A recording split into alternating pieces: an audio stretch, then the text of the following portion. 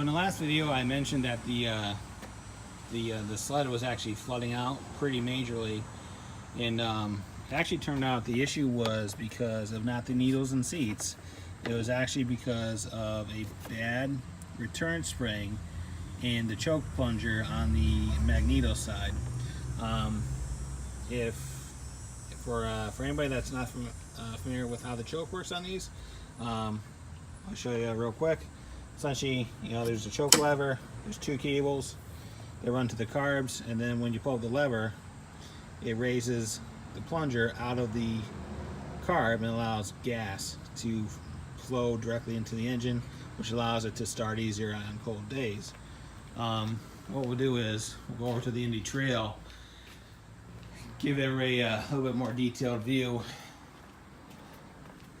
So, this is the your choke cable, and right now we have the plunger and the spring off. So what we'll do is put that there. So when you as soon as I find the cable, so when you pull the choke lever, you'll see the cable retract, go in and out. Okay. So at the end of the cable, there's the actual plunger itself, right? So you gotta imagine this is going in and out of the car body. So when you pull the choke cable, it comes up, gas flows out, and then when you release the choke lever, it goes back down. And the way it is forced down is there's this return spring. So this was originally on the XCR, and this is what I had to pull out. So this choke return spring should be about 1 inch long, and right now it's probably about half of that. And if you look, I had to snip it off because what had happened was somehow the return spring got completely unwound in the end of the choke cable, which is right here. Well, again, this is on the Indy Trail.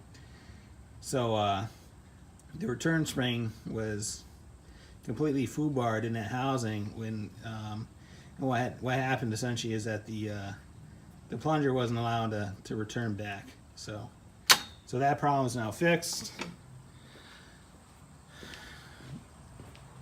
Probably noticed that there was a little doggy lethargic coming out of the hole, and the reason is we have the primary clutch from the Indy Trail on there, and right now it's running the red spring on it, which is the wrong spring for this setup.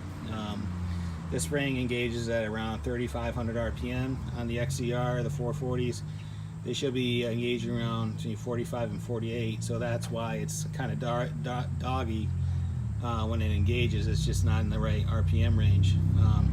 So the reason why that primary is on there right now, we'll walk over back to the Indy Trail. And this is something I mentioned in the last video.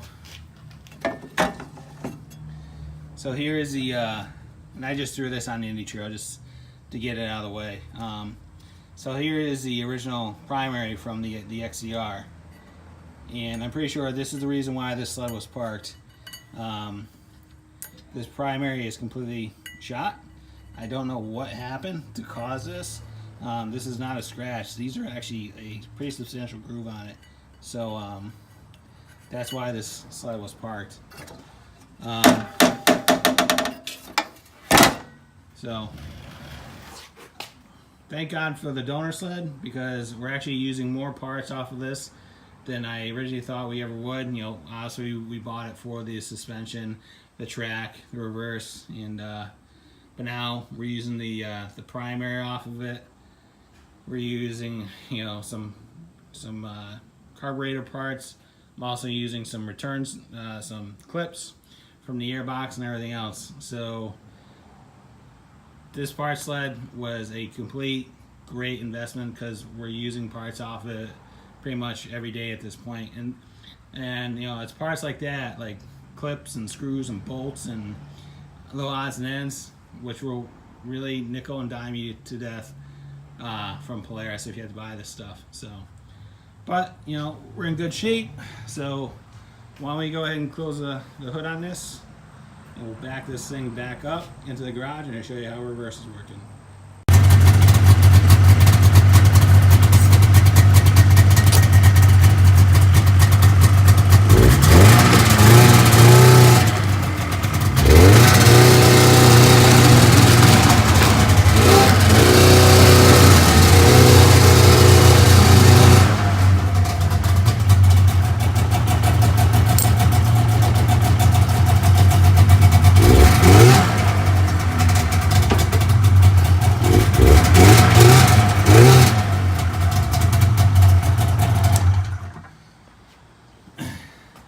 So that's a win too.